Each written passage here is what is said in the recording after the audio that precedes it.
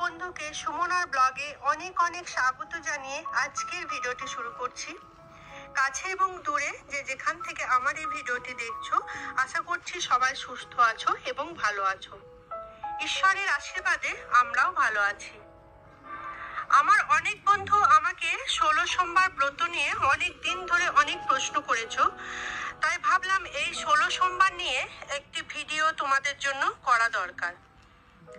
আজকের ভিডিওতে 16 সোমবার কেন করা হয় এবং কিভাবে করা হয়, আর 16 সোমবারে ব্রত করলে কি ফল লাভ করা যায় এবং উপবাস ভঙ্গ বিধি সম্পর্কে আলোচনা করব।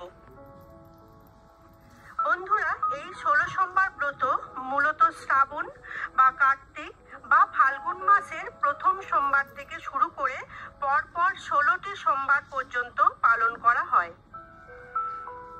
এবং প্রতি সোমবারে উপবাস থেকে বাবা মহাদেবের বিশেষ পূজা অর্চনা করতে হয়। তবে তোমরা চাইলে যে কোনো মাসের কোনো শুভ সোমবার থেকে এই ব্রত শুরু করতে পারো। তোমরা যদি এই ব্রত পালন করো তবে ধারাবাহিকভাবে 16টি সোমবার পালন করতে হবে, মাঝে একটি সোমবারও বাদ দেওয়া যাবে না। মনস্কামনা পূরণের জন্য এই 16 সোমবার ব্রত পালন করা হয়ে থাকে। তবে কোনো অভিশাপ থেকে মুক্তি পেতে এবং পাপ খণ্ডনে 16 সোমবার ব্রত খুবই ফলপ্রদ হয়। তো এখন এই 16 সোমবারের প্রতি সোমবার কিভাবে বাবা মহাদেবের পুজো করে উপবাস ভঙ্গ করব, সেই ভিডিও এখন আমি তোমাদের সাথে শেয়ার করছি। তাহলে এসো ভিডিওটি শুরু করা যাক। এবার আমি তোমাদেরকে দেখাই 16 সোমবার ব্রত পালনের জন্য বাবা মহাদেবের পুজোর জন্য কি কি উপকরণ তোমাদের লাগবে। খুব সামান্য সামগ্রী লাগবে, বাবা খুব অল্পতে সন্তুষ্ট। তো কি কি লাগবে সেগুলো আমি এখন তোমাদেরকে একটু ছোট করে দেখিয়ে দিচ্ছি। পঞ্চামৃত রেডি হয়ে গেছে। দুধ, দই, ঘি, মধু ও শর্করা আমি এই পরিষ্কার পাত্রটার মধ্যে তৈরি করে নিলাম। তো এটা এখানে রেখে দিলাম। পঞ্চামৃততে স্নান করানোর আগে যেটা লাগবে সেটা হচ্ছে ভস্ম। এখানে ভস্ম আছে এই প্যাকেটের মধ্যে। এই ভস্ম আগে বাবার গায়ে ভালো করে লেপন করে দিয়ে তারপর পঞ্চামৃততে স্নান করাতে হয়। তো আমি ভস্মটাও এখানে রেখে দিলাম।